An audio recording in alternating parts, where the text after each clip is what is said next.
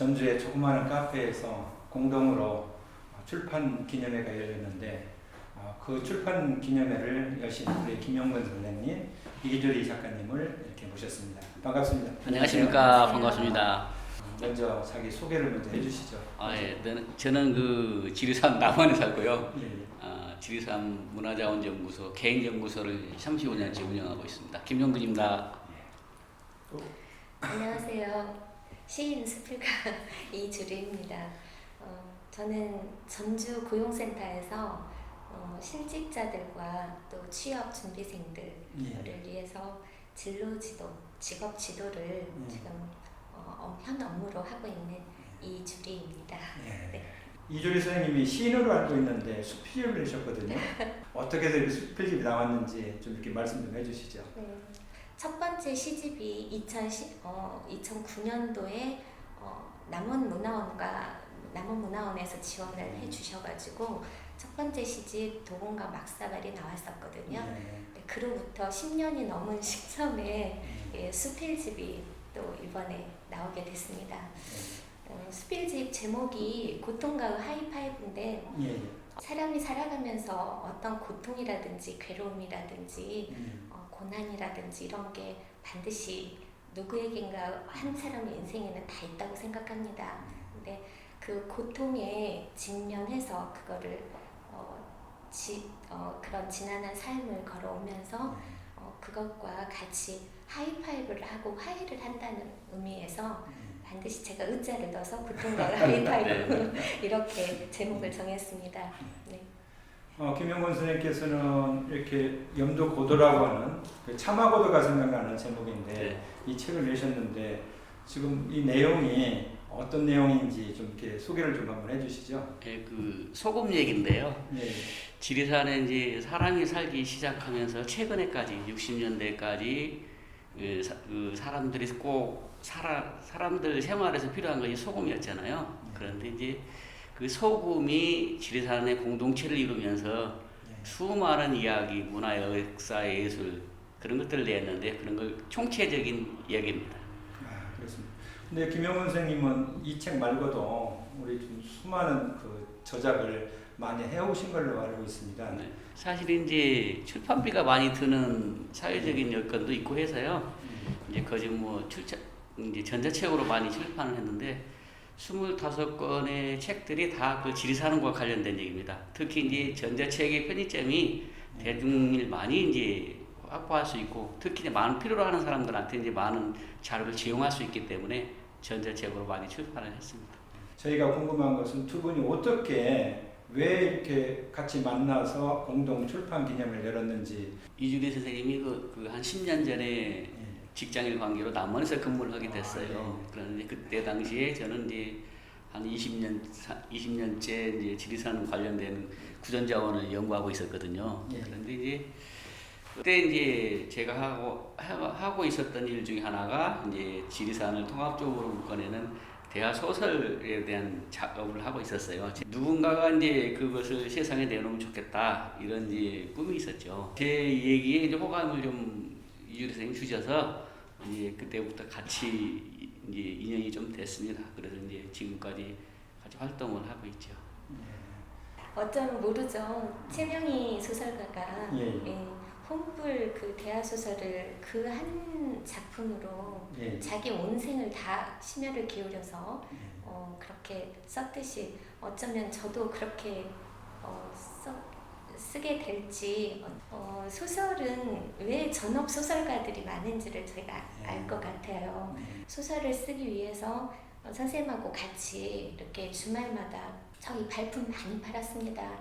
제가 쌤을 참 김용근 쌤을 존경하는 이유가 단 한 번은 어떤 후원 없이 본인의 자비로 본인의 어떤 발품으로 그렇게 오랫동안 30년 이상을 그렇게 한 테마의 연구를 하기 위해서 그런 발품을 파는 분을 일찍이 보지를 못했어요. 그래서 이 선생님하고 같이 제가 이제 한 몇 년 작업을 남원에 있을 때 몇 년 작업을 같이 해보면서 그 일이 얼마나 어려운 일인지를 알게 됐어요. 갈 때마다 기행수필을 조금 더 심도 있게 써보자.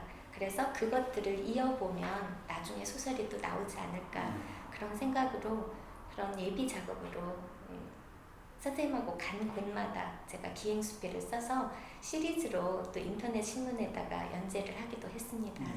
한 20년 그 당시에 한 20년 이상 이제 자료를 수집하다 보니까 정말 저 자신도 깜짝 놀랄 만큼 많은 자료들이 수집이 됐어요. 특히 이제 구전 차원.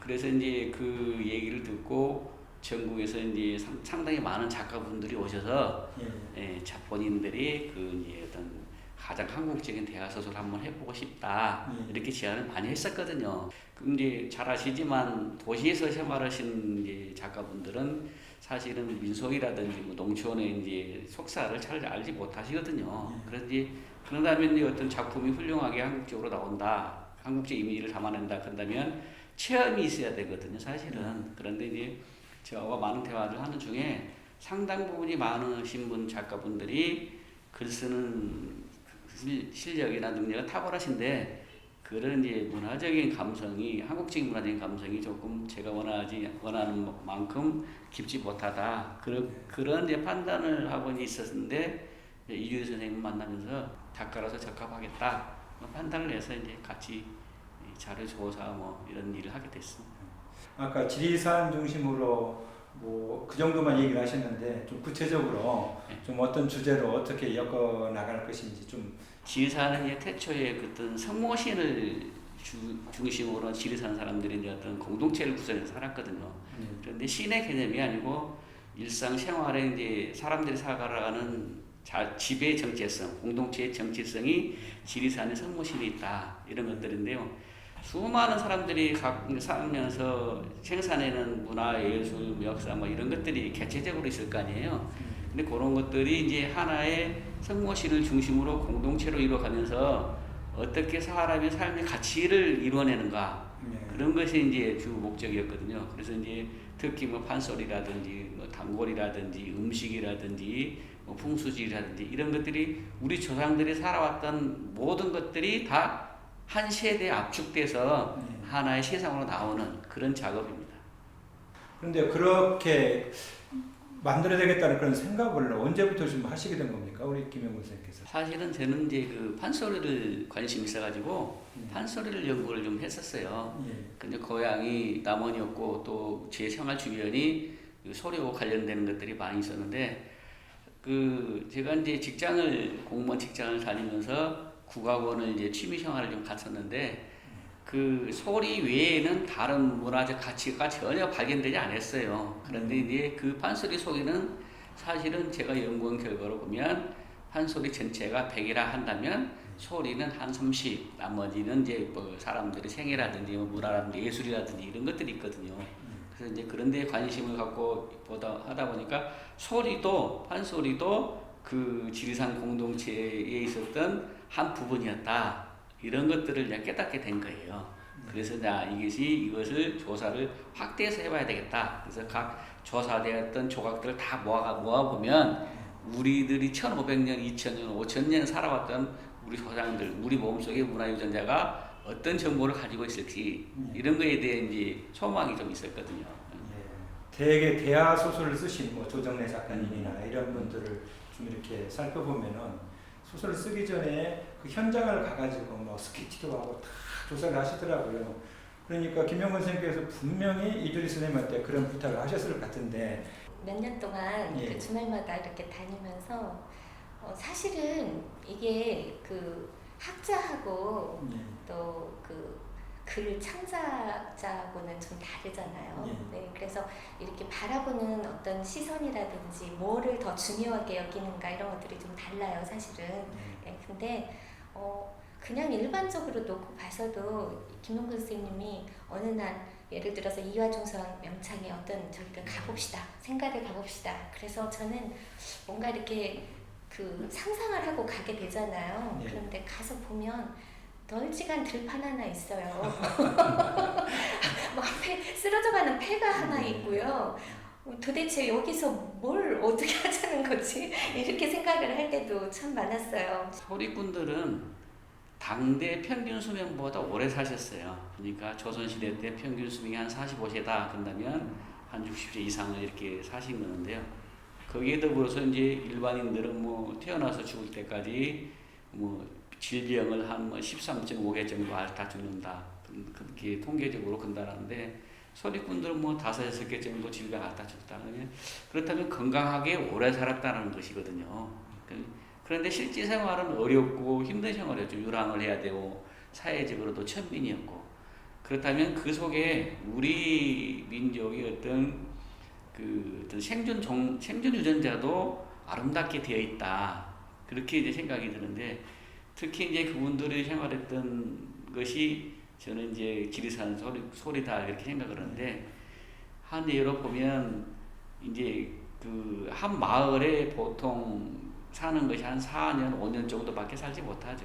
돌아가는데 이사를 가고 그런데 그 후손들한테 이제 제가 체력했던 것 중에 그 마을 공동체에 대한 이해가 있는데, 음식이 사람을 만든다 이러잖아요. 근데 이제 그래서 마을이 600년, 700년 동안 깨어지지 않고 불협화음이 생기지 않고 이렇게 이렇게 마을이 공동체로 이어져 온다. 그것은 이제 음식 때문에 그렇다, 그런 얘기를 많이 하셨거든요. 그런데 그 음식의 중심에는 그 착한 마음들이 있다는 거예요. 그래서 우리가 청국장을 만든다. 그다음에 보통 이제 콩을 삶아서 뭐 볏짚을 넣어서 발효시켜서 그렇게 하는데, 그 후손들 얘기로 들어보면 청국장을 만들 때 볏짚을 자기가 집집마다 농사짓는 볏짚으로 하지 않고 동네에서 가장 착한 사람이 농사짓는 볏짚을 갖다가 청국장을 만든다는 거예요. 집집마다. 그러면 착한 사람이 농사짓는 볏짚 속에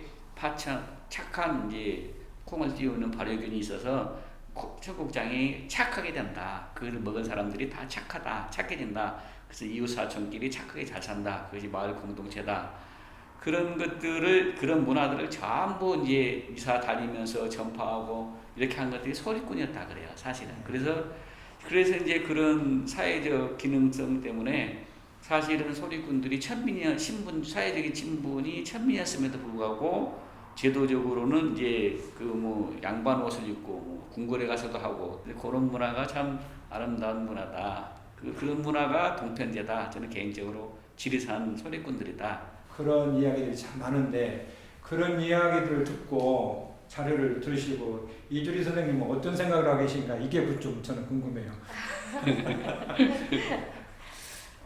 실제로 저희가 이제 그 김영근 쌤이랑 구전자료 체력을 했었을 때 보면은 이 할머니들 또는 할아버지들, 이런 나이 드신 분들 이야기가 많습니다. 근데 그분들은 뭔가를 무슨 과학을 따지고 논리를 따지는 그런 그 이야기가 아니라 예전부터 들어왔던 말 그대로 구전 자료예요. 그러니까 예전부터 전해져 내려왔던 어떤 그런 것들을 저희가 이제 녹음을 해서 그걸 다시 이렇게 풀어서 정리를 하는 그런 거였거든요. 그래서 할머니들 얘기를 들으면서 허황되네, 이거는 무슨 과학적으로 맞지도 않네, 이런 생각을 저는 해본 적이 없었던 것 같아요. 네, 그리고 저 개인적으로는 저희 세대는 정말 조상들의 세대하고 정말 다른 세상을 살고 있다, 이렇게 개인적으로 생각하고 있거든요. 저희가 이제 지리산에 이제 800개가 넘는 마을을 거점 다 40년 다니면서 다 체록을 하고 있는데요.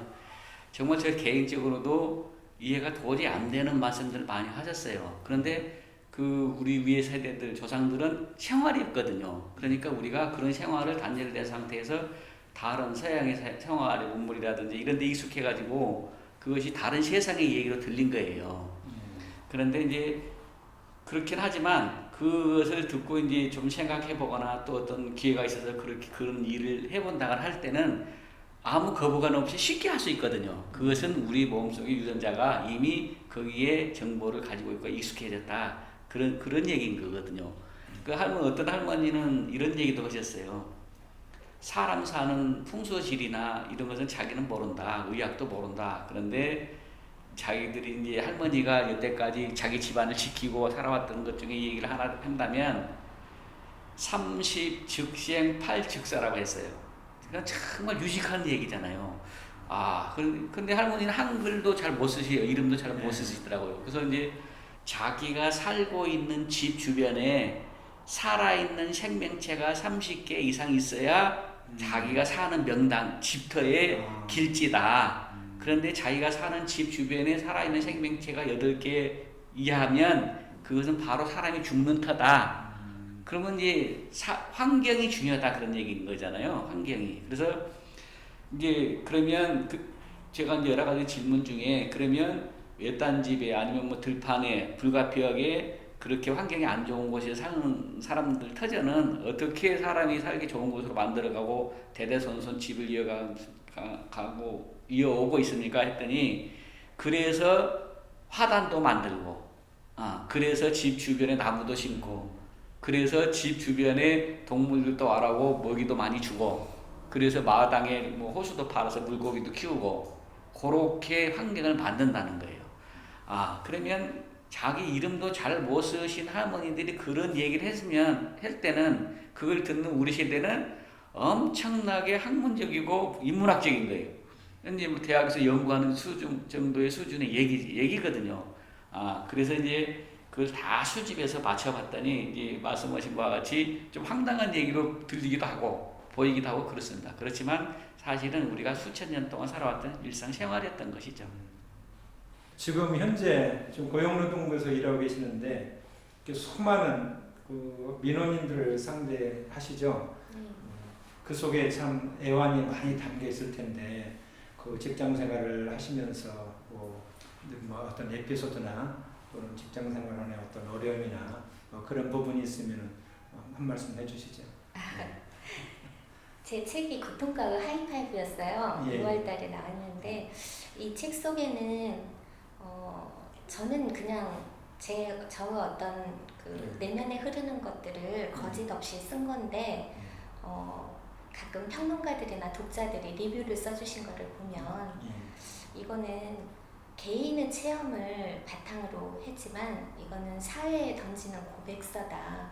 이거는 우리 현대 사회를 살아가면서 직장인으로서 또 워킹맘으로서 이런 것에 던지는 어떤 하나의 문제의식이다. 이렇게 리뷰를 써주셨어요. 근데 저는 사실 그걸 의도하고 쓴 거는 아닌데 제가 직장 생활을 하면서 이제 저는 아시다시피 이제 여성 가장이고 아이들이 아주 어렸을 때부터 지금까지 혼자서 누구 도움 없이 키워왔어요. 상사로부터 굉장히 이렇게 눈치도 받고 이렇게 하면서 정말 지금까지 살면서 여성 가장으로서 어떤 그 편견이라든지 아니면 어떤 알게 모르는 그런 상처들이 많이 있었어요. 그래서 이제 그런 것들을 어디다 하소연할 데가 없으니까 저는 글에다가 하소연을 했던 것 같아요. 그 첫 번째 시집 도금과 막사발 이 부분도 어떻게 보면 지리산과 연관이 되는 그런 적이었고요.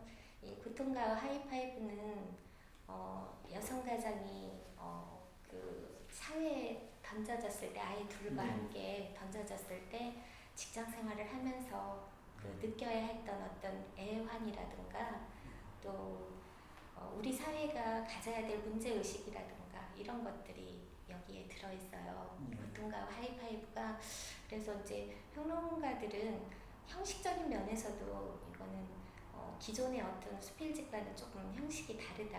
왜냐면 수필 속에 막 시가 들어가고 이러니까 그리고 문장이 너무 시적이다. 그래서 또 구체성이 없는 거 아닌가 저는 생각을 해봤는데 시적이면서도 아주 구체성이 있어서 마음을 파고든다 이렇게 말씀을 늘 해주셨어요. 그래서 많은 독자분들이 리뷰도 남겨주시고 또 읽고 감동했다라고 얘기해주시고 그래서 저는 수필가나 또는 같은 문인들 또는 평론가들의 어떤 그런 평가보다도 저희 일반 독자들이 눈물을 글썽이면서 선생님 저 이거 밤새 읽었는데 너무너무 마음이 아파서 울었어요 라고 하는 그런 소감들이 저에게는 더없이 소중하고요. 그래서 이렇게 저희 글에 공감해 주시는 많은 독자분들과 또 저 글을 이렇게 훌륭하게 평가해 주신 문인분들께 너무 감사드립니다. 예. 두 분이 이제 공동 작업으로 좀 하시는 그런 결과물들이 좀 하루 빨리 나와서 또 보는 이들의 또 심금도 좀 울리고 또 하나의 커다란 역사의 자료가 되어서 남기를 좀 기대를 합니다. 예, 마지막으로 좀 재미나는 게 공동 작업에 이런 이야기가 있거나 또는 이제 두 분이 꼭 하시고 싶은 말씀 있으시면 한마디씩 하고 마치도록 하겠습니다. 이제 꿈이 하나 좀 있어요. 이제 뭐 다 사회가 좀 그 통합적인 브랜드를 요청하고 통합적인 사회를 원하는데 우리 조상들의 얘기에서 그런 콘텐츠를 좀 찾았으면 좋겠다. 그래서 이제 영화를 한번 만들어 봤으면 좋겠다. 그래서 뭐 이제 잘 아시겠지만 뭐 이화중성 같은 명창들의 숨겨졌던 얘기가 오늘날 어떤 교훈적인 영화 시나리오로 만들어졌으면 좋겠다. 이런 것들이 많아져서 이제 뭐 너 나 구분 없이 이제 공동체가 이루어졌으면 좋겠다. 보완됐으면 좋겠다. 이런 꿈이 있습니다. 세상에 대해서 하고 싶은 일이 많았는데 그런 통로가 없는 문인들이 굉장히 많습니다. 그런 문인들이나 예술가들에게 또는 문화인들에게 자기를 알아주지 않아도 자기 자리에서 훌륭히 그 몫을 묵묵히 견디면서 해나가고 있는 많은 분들에게 이렇게 가치 있는 대화의 장을 만들어 주셔서 너무 감사드립니다. 감사합니다. 네, 감사합니다. 이렇게 나와주셔서 좋은 말씀 이렇게 주셔서 감사합니다. 자, 고맙습니다. 고맙습니다. 감사합니다.